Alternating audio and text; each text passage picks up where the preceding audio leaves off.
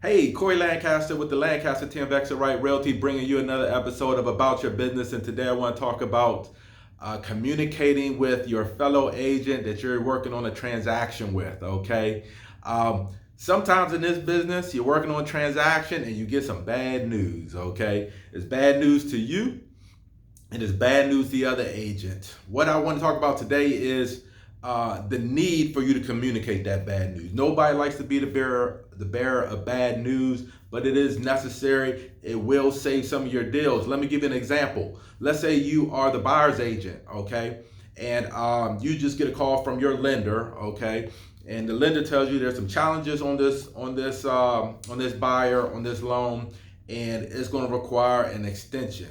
You're going to need probably it's going to push us back maybe a week and a half, maybe 7 days, maybe 10 days, right?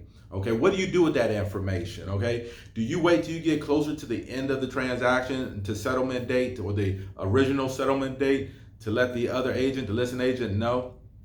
Well, the true answer is it does depend. It depends on the relationship you have with that other agent, some other factors, but generally speaking, it's probably a good idea to let the other agent know, okay, that there's going to be a delay sooner rather than later, especially if the property is occupied, right? Because you know those sellers are starting to make moving arrangements and so forth, and especially if you know that listing agent has a difficult client already, maybe they've already shared that with you, and so by you holding that information and not letting the other agent know so he can tell his seller, listen, there's going to be a delay, okay? It might be a week and a half.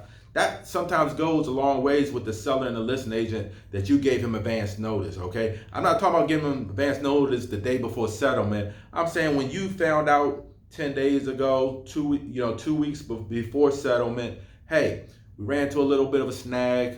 Lender's working on it, but I want to kind of give you a heads up now that it's going to require a little bit extra time. We're probably going to do an extension, okay?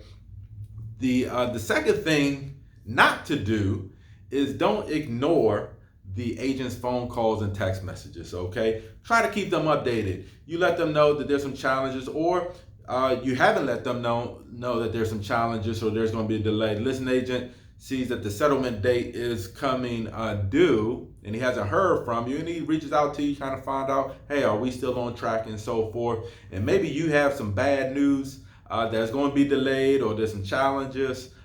You still want to communicate with the other agent and let them know kind of what's going on. Like, listen, this is a challenge I'm having. This is how we're working to move forward and get this deal done, okay? And it's best to try to keep that agent up to date. Don't get to just ignoring the agent and so forth. If they're giving you a call at a reasonable period of time during the day and so forth, give them an update. Let them know, because obviously it's their transaction too, and they need to communicate back to their client.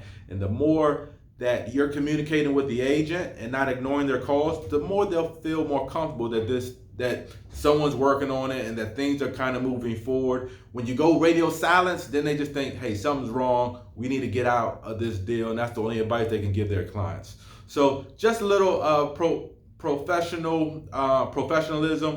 Just make sure that you're doing that. Keep your communication. Of course, every situation is different, so there might be situations where this might vary a little bit, but generally speaking, keeping good communication with the other agent on the transaction is normally a good thing. All right. Now, if you get that agent who's calling you like every 10 minutes, want to know update, I get it.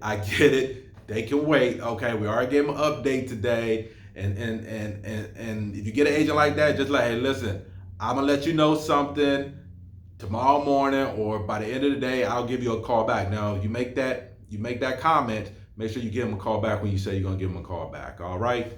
Hopefully this is helpful. Hopefully it's going to save some deals for you. If you like the content you've been getting, you want to find out more about Extra Right Realty or the Lancaster team, give me a call, reach out to me. Be happy to sit down with you. Have a good one.